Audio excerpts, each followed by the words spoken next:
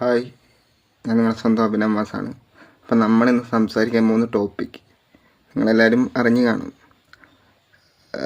അതായത് നമ്മുടെ സ്മാർട്ട് ഫോണിലൊക്കെ ഉള്ള റാമിൻ്റെ ഒരു ഷോർട്ടേജ് ഉണ്ട്. റാം കിട്ടാനില്ല. ഇപ്പോൾ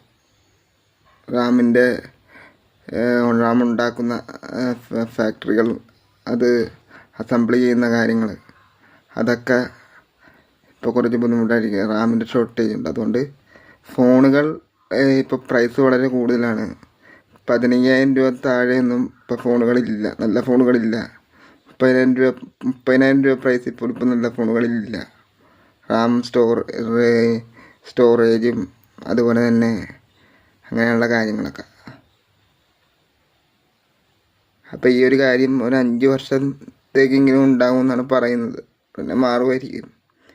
പിന്നെ ചൈനയിൽ നിന്ന് റാം ഇങ്ങോട്ട് ഇമ്പോർട്ട് ചെയ്യുകയാണെങ്കിൽ അവർക്ക് ഇങ്ങോട്ട് റാം എടുക്കുകയാണെങ്കിൽ അവർക്ക് എന്തെങ്കിലും ചെയ്യാൻ പറ്റും. നമ്മളെ ഇപ്പോഴത്തെ സിറ്റുവേഷനിൽ കുറഞ്ഞത് ഫോണ് ഒരു 5-6 കൊല്ലമൊക്കെ യൂസ് ചെയ്തിട്ട് മാറ്റുന്നതാണ് നല്ലത്. പിന്നെ റാമുകൾ ഉണ്ടാക്കുന്ന മെയിൻ കമ്പനികളെന്ന് പറയുന്നത് ഈ സാംസങ്, ഹൈസെൻസ് അങ്ങനെയുള്ള കമ്പനികളാണ്.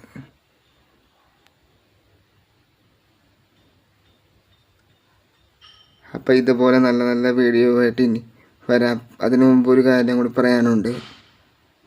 നിങ്ങൾ നല്ലൊരു നല്ലൊരു റാമുള്ള ഫോണാണ് നിങ്ങൾ എടുക്കുന്നതെങ്കിൽ അതിനിപ്പം 30,000 രൂപയിൽ കൂടുതൽ ആവാനുള്ള ചാൻസ് ഉണ്ട്. നിങ്ങൾ ഫ്ലിപ്കാർട്ട് എടുത്ത് നോക്കിയാൽ ഫ്ലിപ്കാർട്ട്, ആമസോണിലും അതിലൊക്കെ കയറി നോക്കിയാൽ അറിയാം.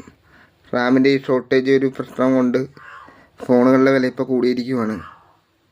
അതുകൊണ്ട്